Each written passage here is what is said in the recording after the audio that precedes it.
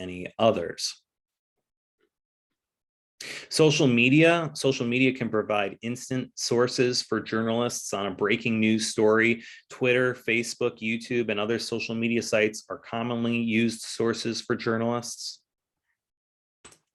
So there's a section in here that talks about anonymous sources. Many people will be willing to talk to you if you promise not to use their names. An anonymous source is one who remains unnamed. But should you make this promise? Most editors today say no. The Associated Press policy on anonymous sources is as follows. Reporters should proceed with interviews on the assumption that they are on the record. If the source wants to set conditions, these should be negotiated at the start of the interview. At the end of the interview, the reporter should try once again to move some or all of the information back on the record. So this will go into this a little bit more for you. Multicultural sources, how do you develop them? Identify leaders of minority groups, including religious organizations, put them in your source list. Don't anoint them as the only spokespeople for these groups. Be sensitive. Ask people of diverse backgrounds how they would like to be described. Written sources, online sources. So how do you know what information is credible? Stephen C. Miller, assistant to the technology editor at the New York Times, offers his Trust-O-Meter, a technique he uses to determine credibility of web information. Miller says his first choice is government sources because the information is official and public. For background in the story about sexually transmitted diseases, the National Institutes of Health or the Centers for Disease Control would be considered a reliable government source. Next, Miller likes university studies because they are peer-reviewed, but he says they should be linked to university sites or research journals. He finds personal sites the least trustworthy. There is a checklist to help you determine credibility of websites, a who, what, when, where, why, how, and attribution. Public records. So many government records, such as data from state and local agencies, may be obtained from databases consisting of public records. For example, if you want to find out who earns the highest salaries in each department at your university or college, you could spend days sifting through a printed version of the budget and trying to compare salaries. But if the budget is available on a database, you can use a computer program to analyze this information for you in minutes. Not only do such records as fire and police reports provide details about investigations, they also give names of people to contact. When police officers investigate an accident or a crime, they fill out reports with details of the scene and crucial information about the people involved, including names, addresses, birth dates, etc. So there's databases for all sorts of things. Political contributions, you can look up who is contributing to elected officials that are running for office.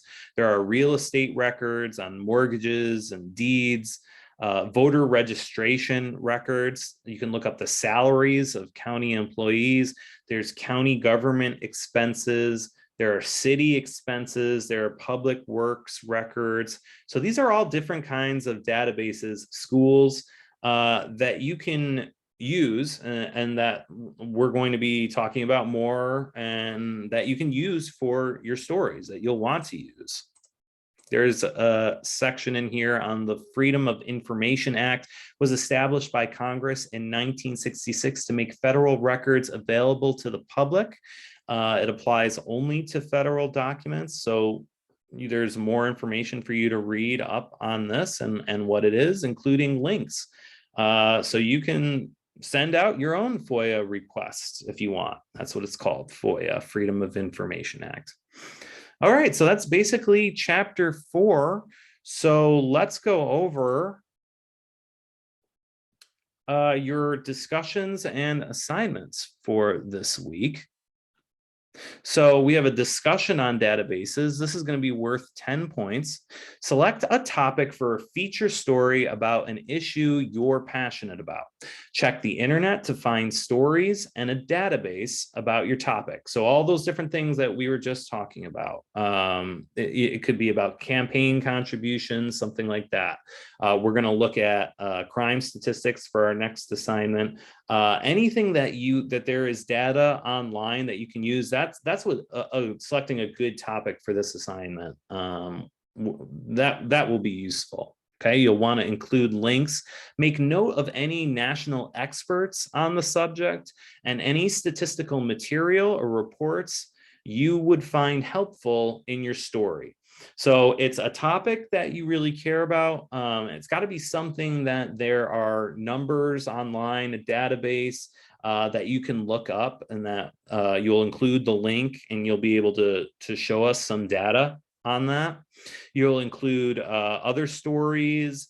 Who are the experts on this topic? It's all about what would be all of these elements you would need if you were to be doing a database story. Okay, you don't have to actually do the story. It's just forming up all of these elements, getting us links to different databases and things like that.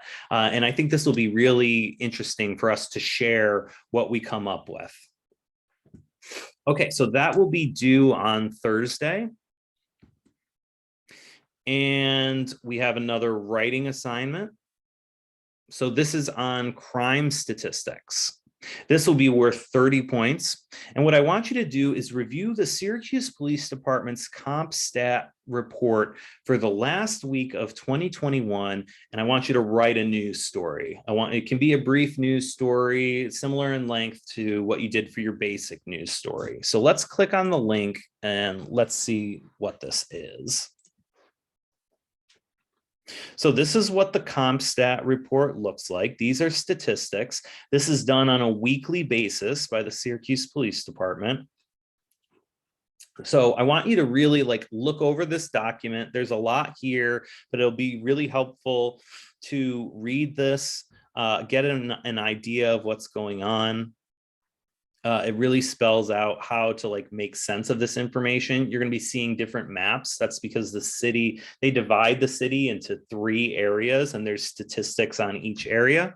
And there's also charts that are citywide. So this is particularly helpful, the citywide one. And I wanted you guys to look at sort of this last week in December of 2021, because this is going to show you a year's worth of data here. So you look at 2021, these are how many homicides, rapes, robberies have happened. There's a total crime here. There's just violent crime here. So you have 2021, then you have all the numbers for 2020, the previous year. You have a percentage of how things have changed, what percent of homicides have gone down, what has gone up. And then you also you can compare that to the last 5 years, okay? And here we go, we have the different districts again as well. Okay, let me show you what I want. So you want to make a particular note that when you look up these charts, what we're looking for is the January 1st to December 31st. So that's giving us the year of data there, okay? These charts have the total number of crimes for 2021 and compares them to previous years. What you don't want is the chart that reads right below this is the January 1st to January 3rd. That's because there really isn't a lot of data, because it was only these 3 days. And they only have that in there because this is the last week of December, and which also included some of the first days of January in there. These reports come out every week, but I still wanted you guys to look at this final report of 2021 so you could get an idea of the crime statistics for an entire year. Okay, so just be sure you're not using this. We don't really care about the first 3 days of 2022. We're more interested in 2021 and comparing that with 2020, comparing that with the last 5 years. and just write a news story about the statistics that you see. Okay.